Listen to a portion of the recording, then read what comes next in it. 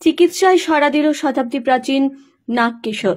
মাথাভাঙ্গা শহরের মহকুমা শাসকের বাংলোর সামনে কোচবিহার রাজ আমলের একমাত্র প্রাচীন নাগকেশর গাছটি বাঁচতে দিল 15 আগে চিকিৎসা শুরু করে স্থানীয় গাছপ্রেমী সংস্থা ট্রি কেয়ার। অবশেষে সেই চিকিৎসায় সুফল মিলেছে। গাছটির ডালে ফুটেছে দুধ সাদা ফুল, এসেছে অসংখ্য কুড়ি। প্রাচীন এই গাছের অভিনব চিকিৎসা পদ্ধতি ও তার সৌন্দর্য দেখতে প্রতিদিন ভিড় জমাচ্ছেন শহরবাসী, কারণ নাগকেশর গাছটি শহরের মানুষের আবেগ ও ঐতিহ্যের প্রতীক। রবিবার সকালে উত্তরবঙ্গ কৃষি বিশ্ববিদ্যালয়ের উদ্ভিদবিদ্যার গবেষকদের পরামর্শ নিয়ে গাছটি বাঁচানোর উদ্যোগ নেয় ট্রি কেয়ার। গাছের বিভিন্ন অংশের ক্ষত সারাতে প্রথমে গাছটি ভালোভাবে পরিষ্কার করা হয়। তারপর গাছের ফাঁপা অংশে লোহার রড ঢুকিয়ে বিজ্ঞানসম্মত উপায়ে ছোট ছোট পাথর, বালি, সিমেন্ট এবং ঔষধের মিশ্রণ দিয়ে ভরাট করা হয়। পরিশেষে প্লাস্টিক দিয়ে মোড়ানো হয় সেই অংশ। গাছটির কাণ্ডে ফাটল দেখা দেওয়ার কারণে বয়সের ভারে এবং দমকা হওয়ার প্রভাবে যে কোনো সময় গাছটি ভেঙে পড়ার আশঙ্কা ছিল। গাছটির চিকিৎসা তদারকি করতে এদিন গাছের নিচে উপস্থিত ছিলেন প্রবীণ গাইনোকোলজিস্ট সনাতন ঘোষ। তিনি বলেন, আমি মানুষের চিকিৎসক, কিন্তু প্রাচীন একটি গাছকে বাঁচাতে শহরের কয়েকজন গাছপ্রেমী মানুষের অক্লান্ত পরিশ্রম সত্যিই প্রশংসার যোগ্য।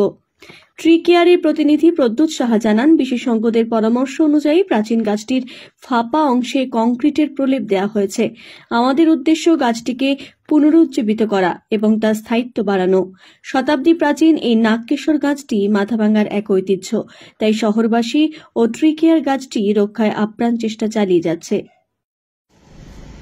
না, আমাদের শহরে দেখুন প্রচুর গাছ আছে যেগুলো অবহেলিত।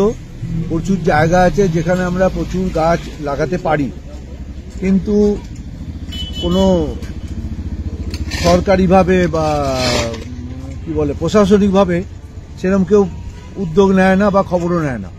তো এই জায়গায় আমাদের ট্রি কেয়ার যে সংগঠন আছে সেটার মধ্যে মেন আমি বলবো প্রদ্যুৎ বাবু এবং অপুবাবু এবং আরো কয়েকজন মিলে আমাদের যে উদ্যোগ নিয়েছে, আমি মনে করি এই উদ্যোগটা সাধুবাদ শুধু নয়, এই উদ্যোগটার কোনো তুলনা হয় না। তা আমি আপ্রাণভাবে চেষ্টা করছি যাতে তাদের পাশে থাকতে পারি। তো পাশে এই সংগঠনে তো আছি, সংগঠন যাতে এগিয়ে যায়, তো সেই জায়গায় প্রদ্যুৎ বাবু এবং অপুবাবুও আরো সবাই এই যে উদ্যোগ নিয়েছেন, আমরা চাই যে এই উদ্যোগটা আমাদের সফল হোক।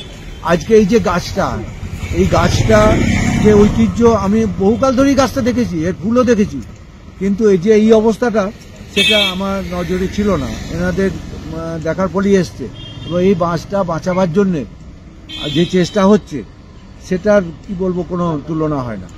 এই যে গাছের ফাঁপা অংশে কংক্রিটের ঢালাই দেওয়া আছে, তাতে কি গাছের কোনো ক্ষতি হতে পারে বলে মনে হয়? এটা তো ধরুন গাছের যারা ব্যাপার জানেন তারাই বলতে পারবেন, এবং এটা আমরা যতদূর পেরেছি আমাদের তরফ থেকে উত্তরবঙ্গ কৃষি বিশ্ববিদ্যালয়ের পরামর্শ নিয়ে যারা গাছ নিয়ে আলোচনা করেন বা খোঁজ খবর তাদের পরামর্শ নিয়ে, দেখুন মানুষের ডাক্তারি করি আমি, কিন্তু আমিও এমন কিছু বড় ডাক্তার নই যে সবকিছু করতে পারবো। এবারে একটা অপারেশন করতে যাচ্ছি, কোনো ভুল ত্রুটি থাকতে পারে, কিন্তু আমি কি কোথায় শিখেছি? আমি কারো কাছে শিখেছি তবে যে করছি।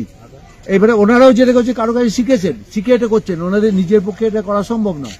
এইবারে সেখানে যদি আমরা সফল না হই, এটা আমাদের দুর্ভাগ্য, তাছাড়া কিছু বলার নেই। আমরা চেষ্টা করতে পারি, শেষ কথা বলার মালিক কিন্তু মানুষ নয়।